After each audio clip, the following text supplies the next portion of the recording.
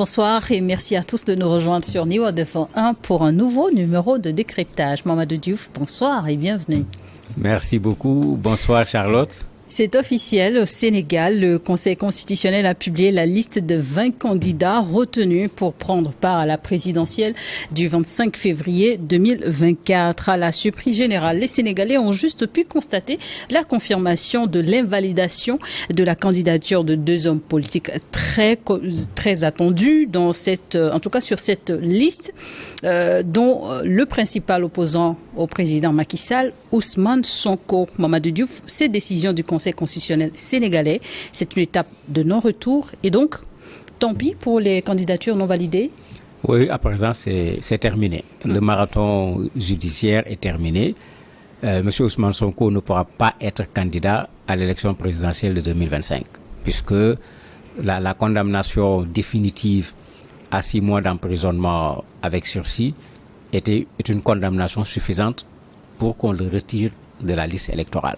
Bien que, d'un point de vue procédure, on a commis encore la même erreur qui avait été commise et qui avait amené le juge Sabassi Faye de Ziguinchor à demander qu'on le remette sur les listes électorales. Mais le Conseil constitutionnel aurait dû en faire un candidat. Parce que la condamnation n'entraîne pas le retrait. Le retrait est une procédure administrative qui n'avait pas été respectée, qui n'avait pas encore été faite. La Cour suprême la Cour constitutionnelle plutôt allait trop vite en besogne. Elle aurait dû laisser d'abord l'administration, le ministre de la Justice en particulier, faire ce travail de demande de retrait par rapport à l'administration des élections pour qu'on constate qu'il n'est plus sur les listes électorales, mais ils n'ont pas attendu tout cela pour le faire. Bon, ils ont joué également sur certains de ces documents. Finalement, il faut le constater, il n'est plus candidat. Et quand vous regardez au niveau du parti PASTEF, les gens l'ont bien compris. Ils sont en train de passer à une autre étape. On n'est plus à l'étape Sonko sera candidat coûte que coûte puisque l'argument ne marchera plus en termes de communication. C'est adhéré par les partisans du PASTEF et de Sonko?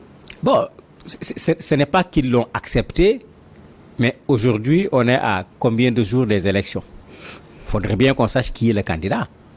Il faudrait bien qu'on vende ce candidat.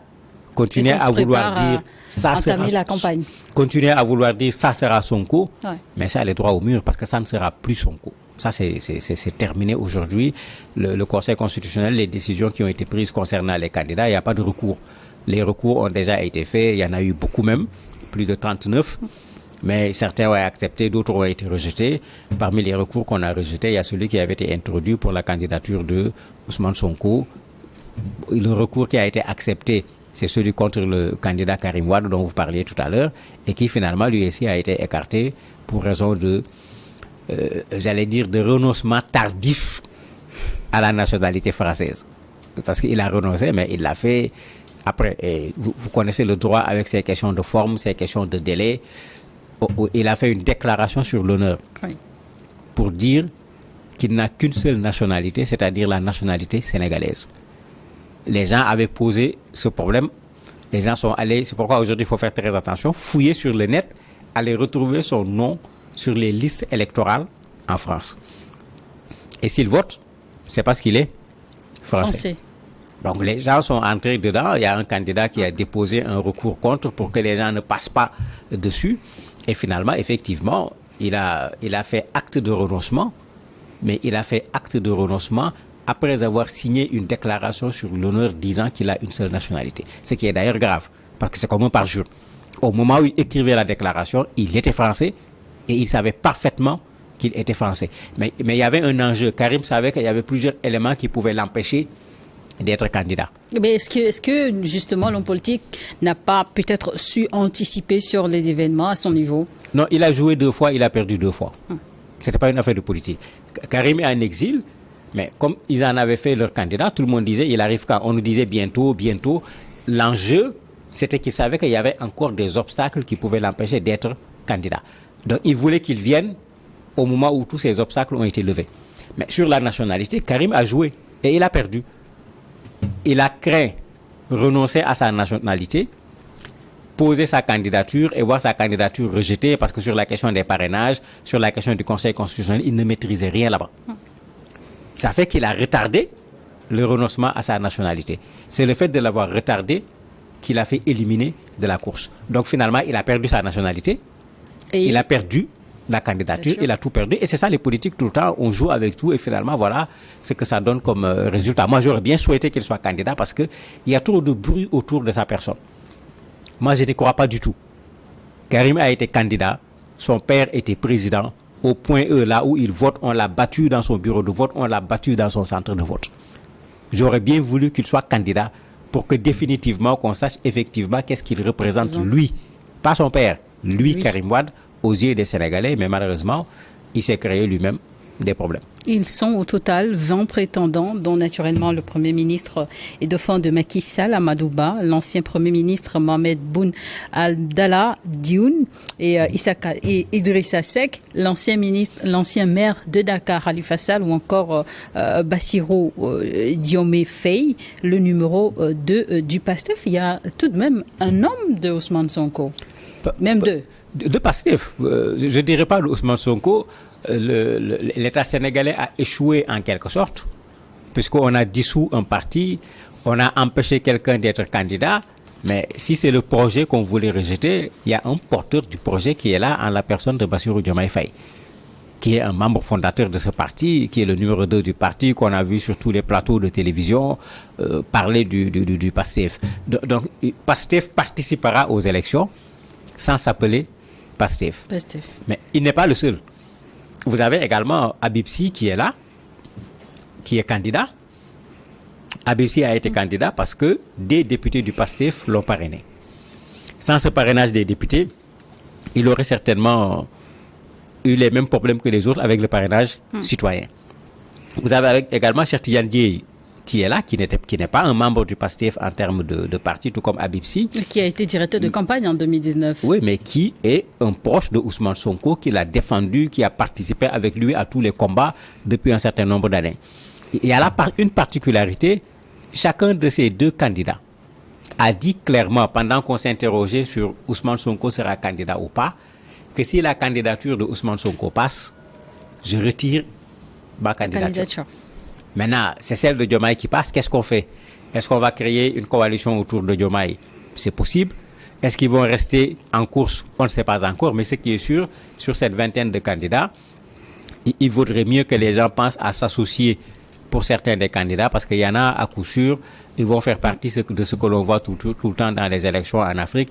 Ils seront entre 0,1 et 1%. Bon, tous ces gens-là peuvent laisser la place pour que les élections se fassent de façon un peu plus claire, parce que 20 candidats qui parlent, moi qui veux suivre toute la campagne électorale, vous imaginez, ça prendra combien de minutes par jour pendant 21 jours? C'est quand même du boulot pour quelqu'un qui va avoir moins de 1%. Il peut nous permettre de donner plus de temps d'antenne aux vrais candidats pour qu'on comprenne davantage ce que les gens veulent faire de ce pays quand ils seront présidents. Mais il y a également Habib Sy, qui est l'un des leaders de la coalition de l'opposition Yewwi Askan Wi. Est-ce que, justement, les substituts de Sonko vont-ils pouvoir faire le poids dans cette élection? Seul, ça pourrait être difficile. Mais si Ousmane Sonko fait un choix, si ceux qui sont des fidèles de Ousmane Sonko suivent, ça fera un poids. Le reste, ce qui reste maintenant, c'est vous avez d'autres Sénégalais qui ne sont pas de PASTEF, mais qui voulaient de Ousmane Sonko comme président. Est-ce que ceux-là vont suivre comme des militants?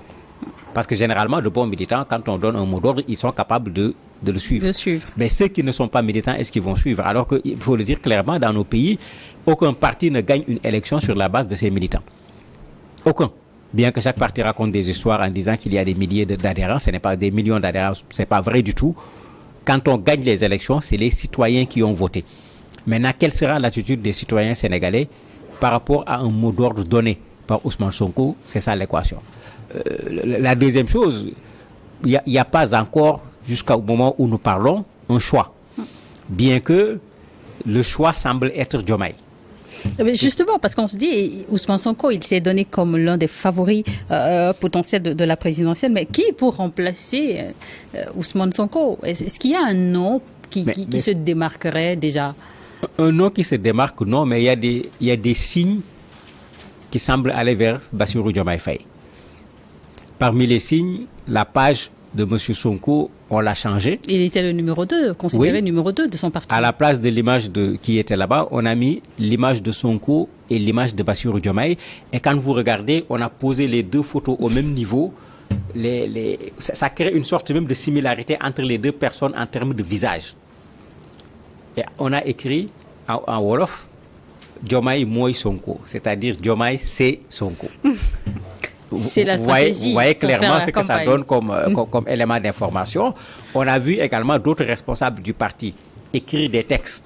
Et à la fin, ils ont signé Diomaye c'est Sonko. Bon, est-ce que c'est la décision officielle ou bien est-ce que c'est le parti qui va nous jouer encore des tours en attendant qu'on nous dise clairement qu'est-ce qui va se passer? Ou peut-être encore le slogan de campagne. Ça peut être non seulement un slogan de campagne, mais il faut rappeler que c'est un parti politique. Est-ce qu'un parti politique, quand il a la possibilité d'avoir un membre du parti candidat, il va l'échanger avec un autre candidat qui n'est pas membre du parti, fût-il un allié? Parce que la politique, c'est la conquête du pouvoir. Pas pour l'autre, mais pour soi, par rapport à un programme qu'on a, par rapport à un projet qu'on a pour une société, etc.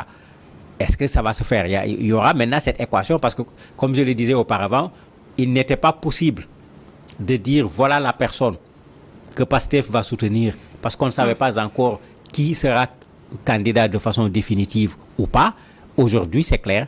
Et Diomaye peut être le candidat, pour ne pas dire va être le candidat avec les éléments d'information qui sortent pour le moment. Ouais. Cheikh Tidiane Dièye peut être le candidat.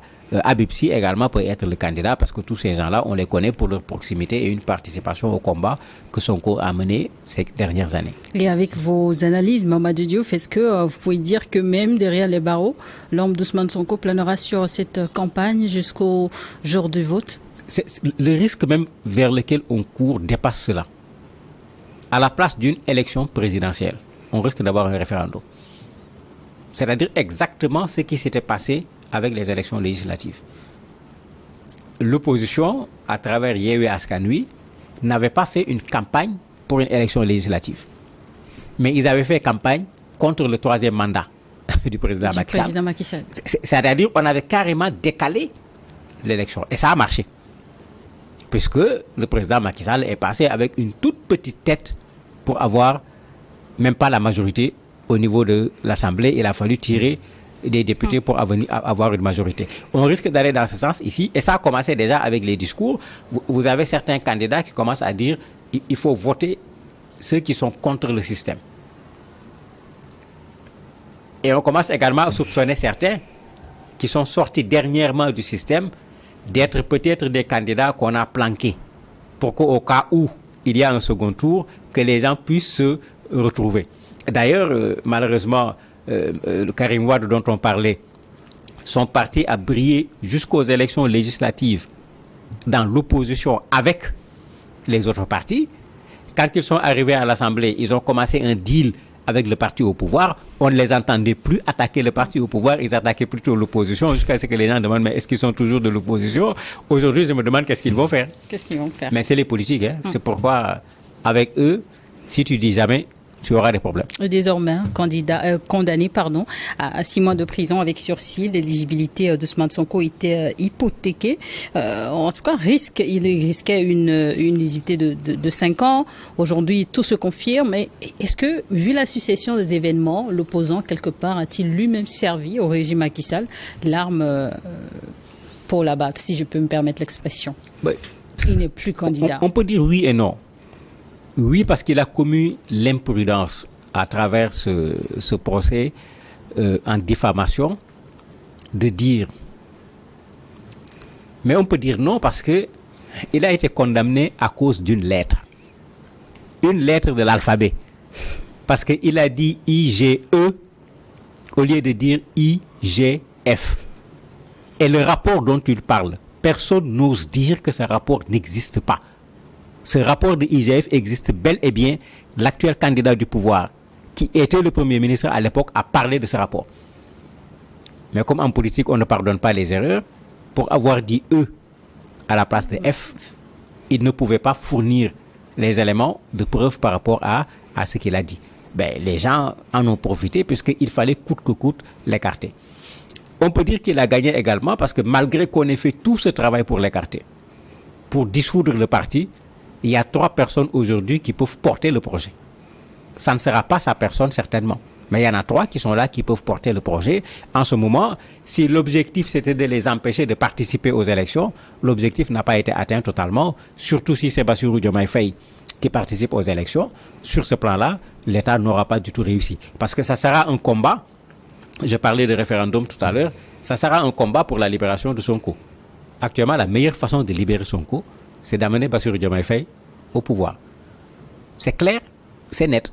Ou bien celui que Pastef va choisir. Très certainement, le premier discours après les élections, ça va être Ousmane Sonko est libre. On ne dira pas autre chose. Vous voyez un peu, c'est pourquoi j'ai dit on va vers une élection présidentielle, mais qui risque d'être empoisonnée. Au lieu qu'on discute de programmes et autres, on risque de se retrouver avec des stratégies plutôt de communication pour amener les populations à voter qu'une discussion de façon programmatique pour qu'on sache exactement ceux qui prétendent diriger le Sénégal, qu'est-ce qu'ils veulent faire du Sénégal. Et pendant ce temps, les partisans d'Ousmane Sonko, eux, ils attendent à un procès de leur... Le procès, puisque c'est une affaire criminelle, terrorisme, etc., la procédure risque d'être extrêmement longue. Je ne crois pas que d'ici les élections, on va déclencher quoi que ce soit en la matière. Déjà, pour Bassirou Diomaye Faye, vous avez ses avocats qui ont commencé des démarches pour demander à ce qu'il soit libéré parce qu'il est candidat à l'élection présidentielle. Et un des principes de l'élection, c'est l'égalité. C'est légal. Comme c'est l'élection présidentielle, à la télévision, par exemple, à la radio, pour le temps d'antenne, personne ne doit parler à sa place, c'est lui qui doit parler. Et il doit faire campagne aussi. Voilà. Donc, il demande déjà à ce que pour une question d'égalité des chances, puisqu'il n'a aucune condamnation, qu'on lui accorde une liberté provisoire, une liberté conditionnelle ou quoi que ce soit, pour qu'il puisse mener campagne en tant que candidat et que ses droits soient respectés. Mais même si on ne lui donne pas, mais il y a l'expérience du Niger. Ama Amadou est sorti 2e pour aller au second tour alors qu'il était en prison. Il y a l'exemple également de la Tunisie. L'homme d'affaires tunisien Nabil s'est retrouvé également de la même façon au second tour alors qu'il était en prison. Donc la prison n'empêche pas à quelqu'un de pouvoir en quelque sorte faire campagne. Tous les scénarios sont possibles. Tous les scénarios sont possibles, bien que c'est un handicap, parce qu'un Bassirou Diomaye Faye sur le terrain, avec les jeunes Sénégalais, l'effet que ça produit ne sera pas le même qu'un Bassirou Diomaye Faye en prison. Merci Mamadou Diouf d'avoir accepté répondre à nos questions. Merci à vous également de nous avoir suivis. Bonne suite de programme sur Neo d'Info 1.